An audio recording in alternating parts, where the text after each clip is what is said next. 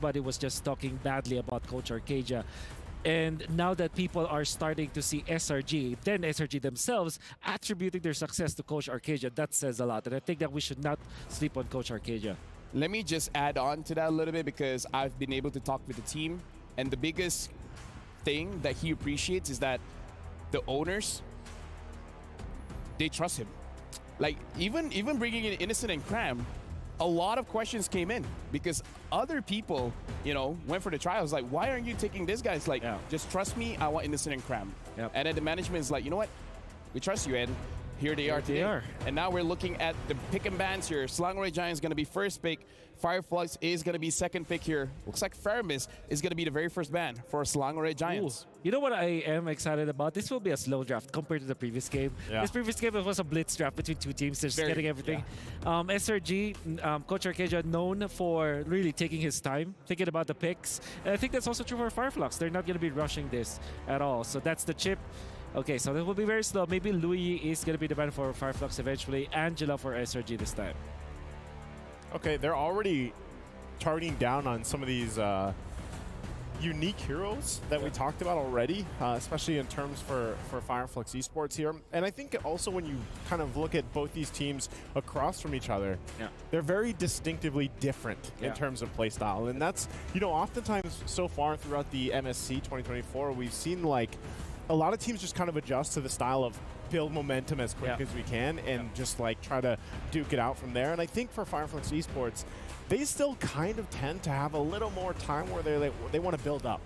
You know, and I think for SRG, like I said, they're probably going to be more of that lineup where let's just go in, build the momentum going, get the ball rolling, and end it early.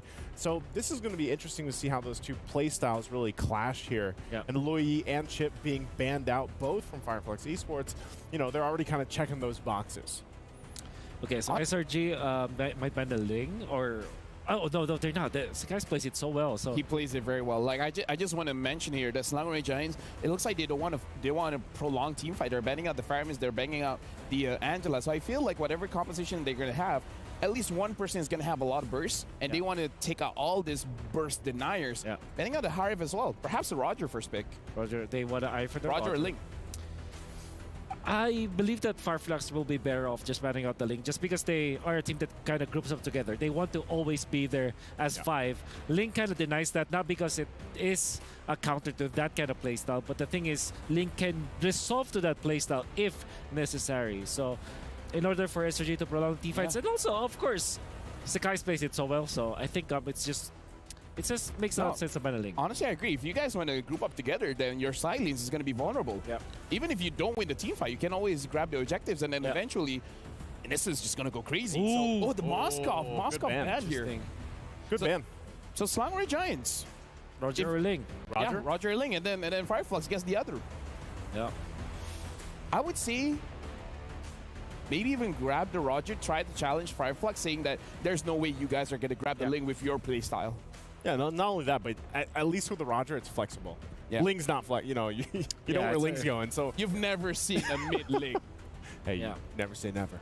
Oh, you know what? My bad. SRG has been undefeated in all tournaments for 103 days. Will they extend that record today? We'll see. Well, it will start with the Roger, unless they want to pick up something crazy like Terry's the first pick, right? Because it is the glue to almost everything. So it is indeed the Roger. I believe if you're Fireflux, I wanted to get like Valentina enters at this stage, or maybe I agree. Maybe get the Edith as soon as possible because they do want to prioritize that. Or just wait for the mid pick, just in case if Stormy picks up the Valentina, you just pick up the Farsa. Exactly. So it should be. The only problem with that is that if Selangor Giants picks up the Link, then the Farsa is going to be having a little bit of a difficult time. That's how you want to pick up the Valentina as soon as possible. So I am guessing Valentina plus Terizla or Edith, you know? That combo, there it is, Valentina Edith. Got it. So a Ling, like, honestly, he could still pick up. Or one of his specialties is the Nolan. But again, it's either or. I think you will go Farsa Terizla. All honesty here for... You have options for the jungler. Yeah, so I have two Valentinas and two Ediths here. It's a mirror. Well, mirror. Yeah. Well, mirror action. Just kidding. But yeah, why do I think that it's going to be the Farsa? Because eventually you will definitely need that Oh, okay. Oh, it's different. They still go the Ling, though. Yeah.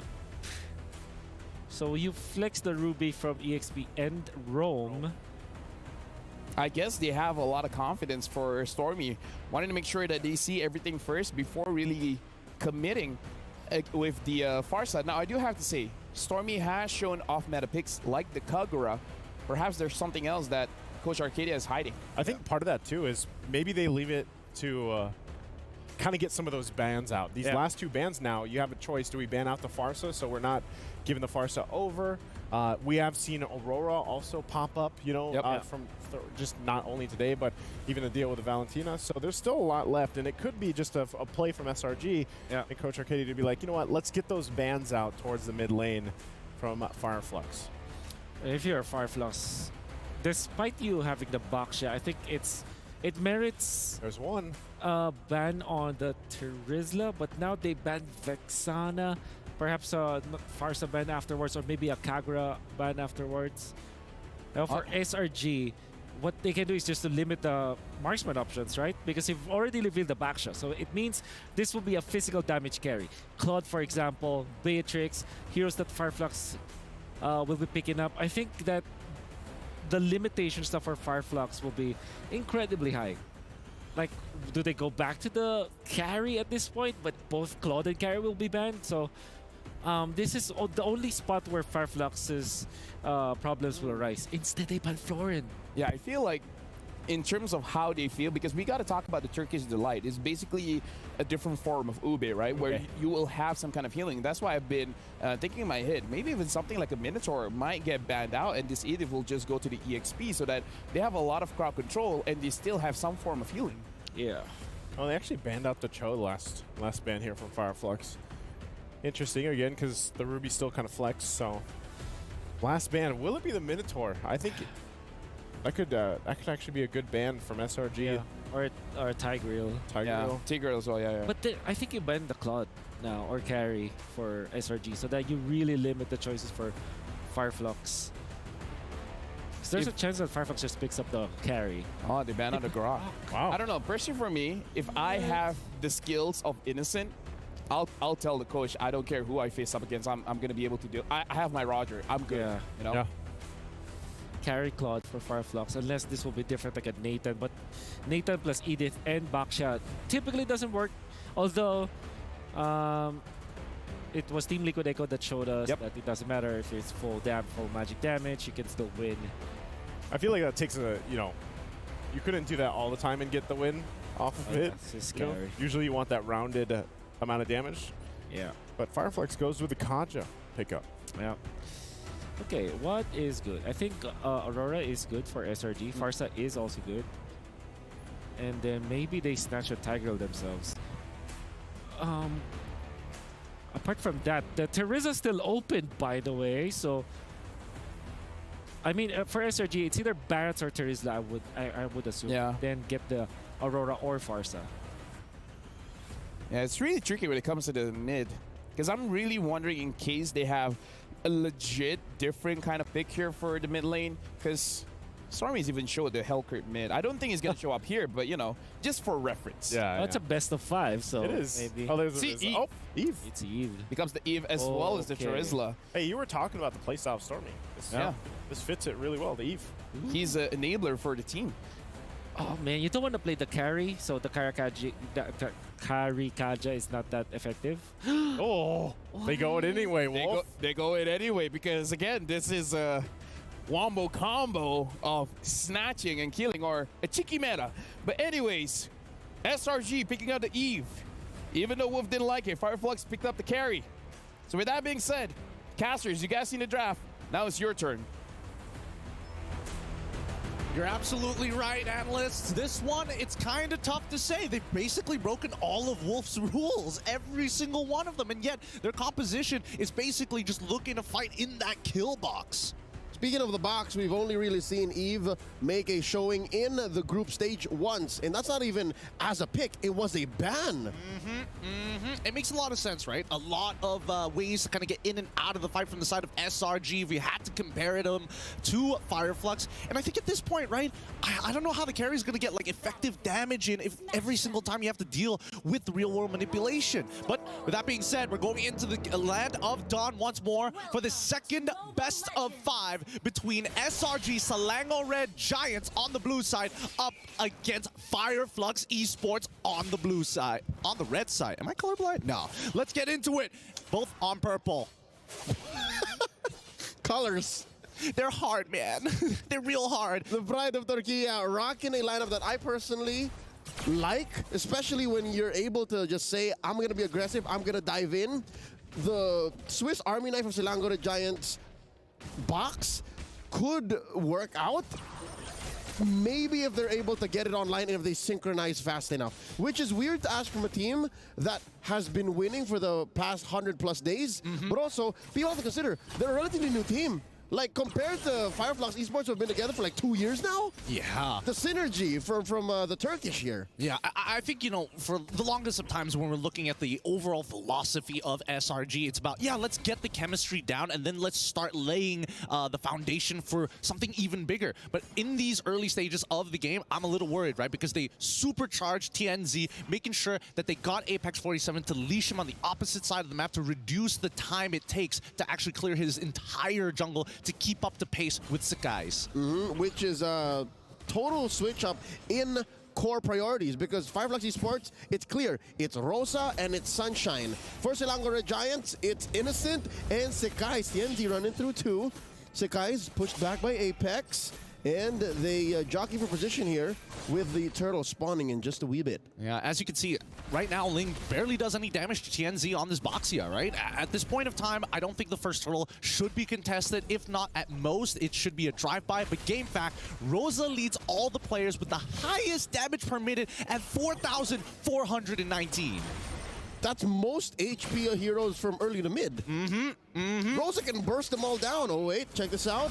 Apex forcing Sakai's to respond. There's the retribution. Now Turtle should all be but secured for Fireflux. Yeah, and I mean, Sakai's, he's just trying to get the flicker out of it. Ooh. Here we go! The Eve just dashing on through, pulls the first blood from the NZ. Yooms gets punished, though. I guess that's a trade for both. I mean, Pyrrhic victory here for Fireflux, but wait, Alien still standing. Crab gets hit with the onward. He does take down Alien, and he pays the price with his life. So close, they might find another trade! They're still going, sick guys. Jumps on through Stormy. Can he survive? Gets the Terrify. Oh no, he dodges it. Sick guys, is there enough damage? And the jump! The Baxi Unite, TNT finds him. Can he get one more?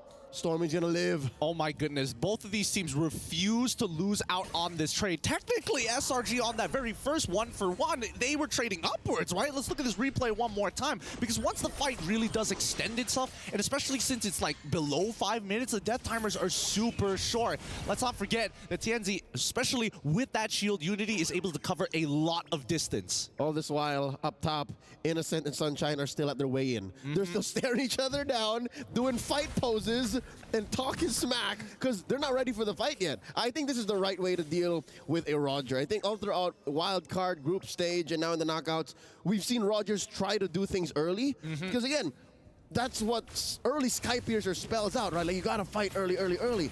But no, I think there is a tempo, there is a beat that you have to follow, and that's what Innocent here respects, and that's why Sunshine's farming up too. So guys, what's he doing? Did he steal the buff? Yep, he tried to steal the buff knowing that TNZ is going to be showing up on the opposite side of the map, and I think at this point of time, right, Fireflux, they've got a lot of tempo onto SRG's side. At this point of time, I think we can also talk about, oh, wow, wait, hold on, that doesn't seem right, but he's already got 2.7. Early Thunderbelt coming in from Innocent? Oh. All right, so he wants to get the hybrid. This is a fighter, Roger. Now wait, the crash on the Stormy. Tempest of Blade stolen away, knocking out the Eve. That is one man down. Selangor Giants missing a member. Fireflux Esports making a beeline straight for the turtle. Early puissance, can Humes deny? Oh, it doesn't look like he's going to be able to deny this, especially without the back. Oh! Divine Judgment by Apex 47 finds one. Cram flickers away. Sunshine moving forward, flickering. Or rather, no, just dashing on forward. Humes goes down too. Double kill for Sunshine. This is not good. This is not good because these kills are getting funneled into both Rosa and as well as Sunshine. The cores, right? And I think that SRG, if they have to adapt their plan right now, they've got to slow their roll. They're going to need a lot more items before they are relevant. And most importantly, right, they need this Rizla to be in the middle of this fight. Great play coming in for Apex 47. This is why tempo is so very important. Oh, wow. It's giving turn, man. It's giving massive turn. They understand that we have to win the fight first before we can even consider getting the turtle, despite Fireflux being ahead at the time. Now they're 3K gold ahead. I mean, if you compare Sunshine to Innocent, it's been a while since we've seen Innocent be down on gold. And I think it's great for Sunshine with this huge injection. This is going to help with Fireflux Esports' trajectory coming in towards that mid game. But at the same time, their priorities isn't even just taking this turtle. It's about how much they can fish out of SRG. Yep, Sunshine won the way in. Another Divine Judgment welcomed by a penalty zone and the pull. Humes very low. Tempest of Blades up into the air. Humes taken out already. Rosa scored in by Stormy. Aliens in trouble. Penalty zone by Cram. Stopping the exit. And that's a win. Selangor Giants, 2 for 1. They trade up on this one, but in the meantime, wait, oh, Sunshine getting some really great damage onto that structure because SRG want to make sure that Cram is going to be there first for the next upcoming turtle fight, right? So Innocent, he's going to be chilling down on the bot side of the map. Oh, Apex just defending this the hard way. Oh, he's taking his time with his ballista. They're going to lose the turret. And will they lose his life? He's still up. Innocent gets a few bits on him. TNZ with the Baksha Unite. It's a 2v4 potentially. They're still going. Popping that Puissance. Here's Alien just up the corner. He jumps onto Humes. Forces one. There's the onward. Looking for the Earth Shatter. Primordial Wrath up defensively. Nice bait by Selangor Giants. Really good stuff here. It's kind of interesting to see that Innocent is trying to minimize as many mistakes as possible, right? Like, he definitely had an angle to kill Apex 47 there, but decided not to do it, thinking that maybe the Divine Judgment is coming up. Let's not forget that Alien was missing off the map, so he could be rotating in. He's calculating all the possibilities. Oh! Flicker Divine Judgment catches one. Humes gets the Immortality pop. Stormy swiping away, swiping away. Humes, oh, gonna get that. I'm offended and lives. They walk away from it. Rosa finds one. Train for Cram, 1 for 1 so far. Down goes Rosa. Double kill for Innocent. Kai's falls. Couple of pinwheels chasing down. Innocent with a shutdown. Triple kill for Cent. Oh my goodness, what a nasty play there. Sometimes you just forget that, hey, Innocent still has Flicker, and honestly, if he missed that skill shot, it was basically over for him. So they started off dropping down the RWM after the engage, the initial pull, and that was the whole idea having this Eve. But just look at the way that they played this, right? Innocent targets down their low targets. Sakai's unfortunately dies, but at the same time, Innocent is very aware of the low members, the low cores from Fireflux Esports' team. He went from target to target, man. Found Rosa, next. Target, next. Oh, man. This is a build that I would like to study more. I want to see more of this. I'm in video on it. Fight continues. Rosa with a stolen. Oh, RW. Another one goes. Stormy falls. And just like that, they forced out a Tempest of Blades. Selangor Giants. Whoa, whoa, whoa. Turtle turned into a Lord. This is amazing. The Turkish are doing it. Can they blitz it? Oh, massive win. Divine Judgment one more time. Sakai's falls. Selangor Giants are fighting out of their breath. I mean, they're adapting too much. They're responding to everything they see from the side of Fireflux Esports. And I think they need to just calm down and honestly slow down this game. As much as they want to accelerate it, let's have a look at the gold, right? Now, much more even. Wow, Sky Pierce on top of the endless battle purchases coming from Innocent. He is strong, and at the same time, the Trinity build from Sunshine is almost complete. Mid lane is where you see the biggest difference here, because one is Bloodwings, the other opting to go for the Ice Queen's Wand to play as utility. So Stormy, he's not the main carry here. He's just the emergency eject button. Not just the mid lane duo. Because you'll see there's more than 1,000 between Apex 47 and Humes. That's why there were 2 Divine judgments that happened in that fight. He was rocking fleeting time. It's nasty, but now they're The flicker and the DJ one more time. The RWM coming in from Stormy. They're fighting inside SRG's kill box. That's why Apex 47 is going to fall, as well as Alien. They're punishing the Turkish. And down goes Cram. Sunshine gets 1, 2 for 1 so far. They do lose out on the top lane tier 2 and as well mid lane tier 1. And oh no, Sekais needs this. Grand Theft Purple, Fireflux Esports. all right. It's tough to say that SRG traded up now, losing that purple buff. It means you lose a lot of influence across the map. The upcoming fights, I don't think they should take it just yet, but if they can crack open this, man, they are just trading back and forth. Look at this. Oh, Rosa forced to use a stolen Tempest of Blades. I'm offended. Coming in from Humes. Tienzi crashing in, leaning hard into this engage. Apex 47 with the conceal. Which target is he looking for? All right, I'll take this one right here. Humes gets the knock-up. Sunshine served up a kill. Yeah, I think that SRG right now, Yums, he might be overheating a little. I think he's making too many calls and he needs to calm down because Fireflux Esports, because of this fleeting time, it's really making the difference because he's been able to assist so many kills already. 8 out of the 13. Huge here Whoa! for Apex. Oh, Sekais, where you going? Looking for the knockdown, looking for the stun. Oh, the Ignite knocks him off the wall. Sekais is on the ground and now underneath it. This is rough. This is really rough for SRG. They're not going to be able to get to the late games on time at this point. And I think that Fireflux Esports, they know it as well. That's why they're applying so much pressure. Keep trading with us. We're going to always trade back. They're willing to fight it tooth and nail. And it's not like macro is thrown out the window. If anything, it always results to macro. This is so different compared to when we saw Fireflux Esports play, last year, right? The Turkish delight, as we like to call it. This is such a polar opposite, even. Oh, well, that wasn't their full lineup. If I'll recall, and I'll remind people, Rosa was out busy doing, real life things. Rosa was getting an education, and now. The Queen is back, and now they're going as far as they could, maybe even stopping SRG's streak. But I don't want to say it anything too soon, right? Check out the river control here from Fireflux, Tienzi, and Alien. This 4-1, technically 2-3 lineup from Fireflux Esports working out so well. Look at this, the sandwich play from down bottom. Apex 47 catches Zooms after the conceal. Does not pull the trigger. I think it's not a good idea to pull the trigger onto Yums now that he has the immortality, right? It just means that the fight is going to be extra extended and you're going to be sitting under the bombardment of the RWF. We saw the damage dealt and start right now, Stormy is currently on top.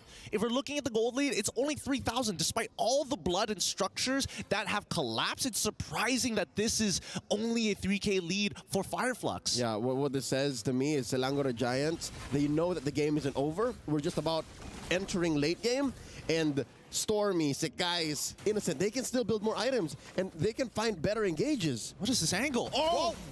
Oh, that's a scary angle. They forced the flicker away from Stormy. Oh, luckily, Sekai's spotted them out just before the engage actually connected, relaying the information back to the SRG to tell them, hey, we got to start backing off here. We get flanked, it's basically over for us because Stormy, keep in mind that the RWM only goes towards one direction. It's not like he has a 360 coverage like Farsa. Yeah, you can't relocate where you commit that box to, which so far has been on point. And now Tienzi, jump in the walls. Checking these rivers, checking these bushes the hard way. I mean, they can afford to. I'm offended. Apex 47 in trouble. The RWM, the answer. Back Cram coming in with the penalty zone. Sekais finds Apex, cuts his wings, takes him down. Traded out for Cram, 1 for 1. Humes gets his immortality pop, still alive, but just barely. In goes Alien to the backline. Sunshine's down. Humes as well, 2 for 2 so far. Tienzi and Rosa chased down by Innocent. Alien playing footsies with Stormy. Oh, this is a bad look for Fireflux Esports. Alien might fall here. There's a knockup. Where's the damage? Oh, Down goes Alien. Oh, Innocent still alive, but just barely. The Rose Queen keeps on going. Stormy still alive. Sekais with the kill. Could this be a wipeout? Tienzi still standing, but not so long. Double kill for Sekais. All fall down. An unofficial wipeout. No. So bold of them to actually continue to rush this down. But Sekais, he's already maxed out on EXP, right? He's got all the levels in the world. Uncontested. Can't really stop this situation at all as they're going to be able to find another pick. All right, Apex 47. Had a dream, had a hope. Maybe with my passive, maybe with my Ring of Order, we can get it.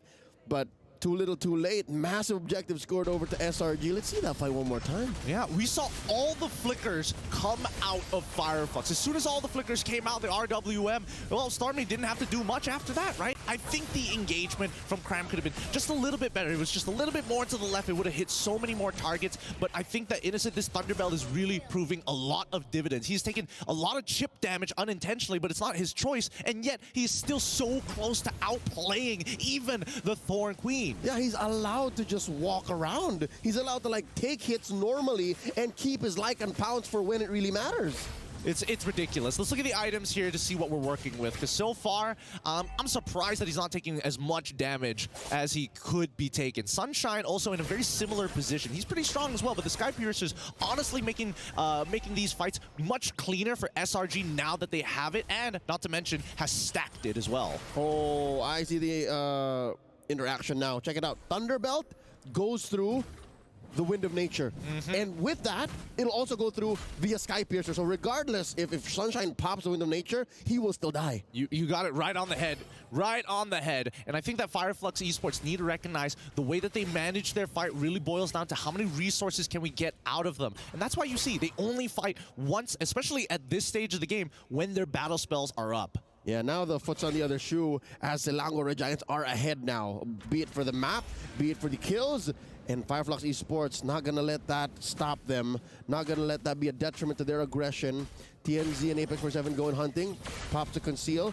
Finds the weird angle again, but wow, Selangor Giants adapting to the situation. You see this now? Yeah. They're not allowing for them to get sandwiched anymore. Exactly. They're cut literally in half. It's a parallel between the two, vertically controlling opposite sides of the map. And now this tier 2 op on the top side, as soon as somebody shows themselves, and especially if it's a core, that's when you're expecting Fireflux to then take the space back. Oh, and because of how SRG is controlling the correct side of the map, at least for this moment here, the sequence, they're able to seal away an orange. I mean, look at this. They've got so many, like, technically rear view mirrors, making sure that all the little gaps that maybe Fireflux could look to find that flank are covered. So great coverage, great vision from SRG's side, great ideas from both of these teams. They got eyes on the back of their heads. And to be honest, Fireflux Esports, it seems like they have a extra set of appendages as well, right? Because of how aggressive they are. It's like, where are those punches coming from?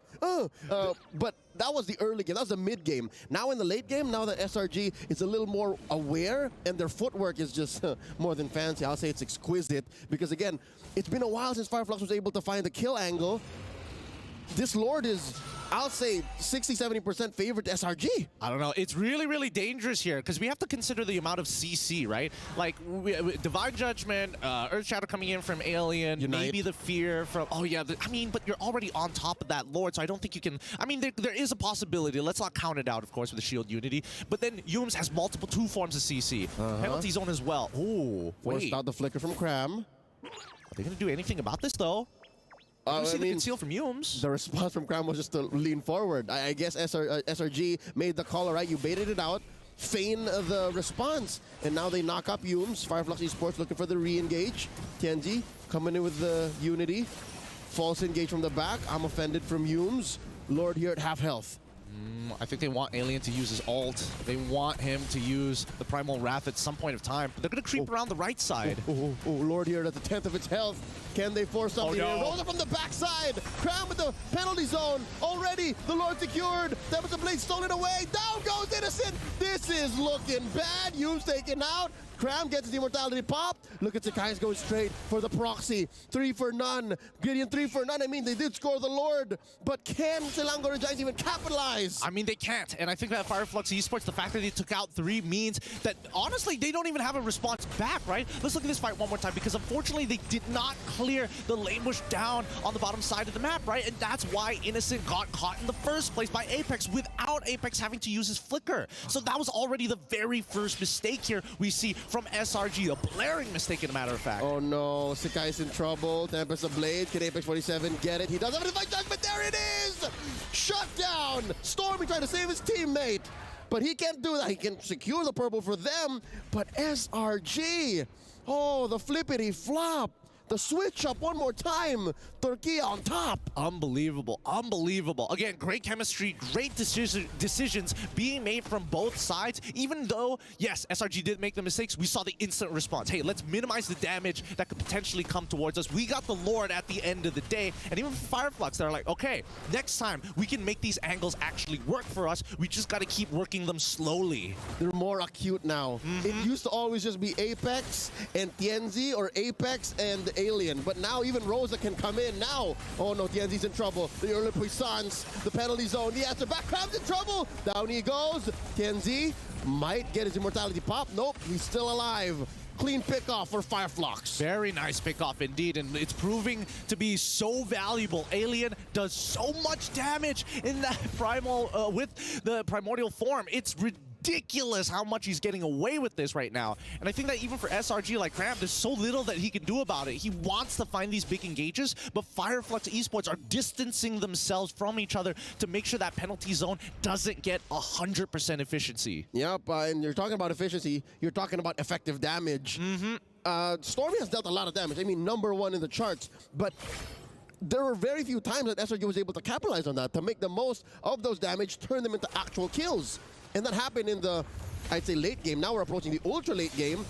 Now that Fireflux is in control once more, Sekai's gonna struggle to get his purple. He tries, unable to close the distance enough to get a clean retry on it, but He peeped. He peeped. But with that being said, 25 more seconds until the next Lord spawns, and I think they need to have some kind of game plan here. Let's look at the items and maybe we'll get a better idea, because I'm seeing the GDS coming out from the side of Sekai's just to make sure even after his ult, he's able to create some form of distance. Yep, and now we have barefoot gold laners. That means they're just throwing out the movement, because all that matters is as long as I'm in the fight, I get there, I need the extra oomph, I need the extra damage, and that's what Sunshine and Innocent have invested in. But Innocent did decide to go for the DHS, which is really important here on top of the Malefic Roar, right? Yep. Because now TNZ and Alien can't just be, TNZ and Alien can't just walk up anymore, right? Not easy. They Not can't just easy. hold their ground like Carl TZ in the previous game. Yep, they're gonna feel it for sure. Sekai's gets spotted here, forcing out an early Tempest of Blades, because again, anytime Apex has that green, anytime Apex has a Divine Judgment, it's trouble. Oh no, Alien flickering out, get caught by the I'm Offended. Immortality pop through. Sunshine gonna go down here, pop in the Wind of Nature, gets the Immortality pop, look at the back line. Innocent found out by TNZ. Sekai takes out Sunshine, currently the trade 2 for 1. Can Fireflux Esports equalize here? They're gonna try. Sakai's just gonna get out of there, but I think Yums should fall down. Wait, Tanzi, wait, hold on. Oh, he got cornered. Oh! Forced to use the Winter Crown, gets the juggle. Still alive, but not for long. And that might be it. Another Winter Crown trigger. And an Immortality. And the juggle. Rosa flickering on out. And Sekai spots the Queen after the stolen Tempest of Blades. As soon as they land, they get taken out. Apex 47 left. This could be it. I mean, they're still street fighting. They're still brawling. It hasn't ended in an RWM to break immortality as they're cracking on the inhibitors. Oh, the flicker by Apex 47 saving himself. Alien He's at gonna need 6. every little bit of kit. Oh, the concealed play gets bursted down, and so will the base. How was that an end angle? How is that even an end angle? Who can even foresee that far ahead?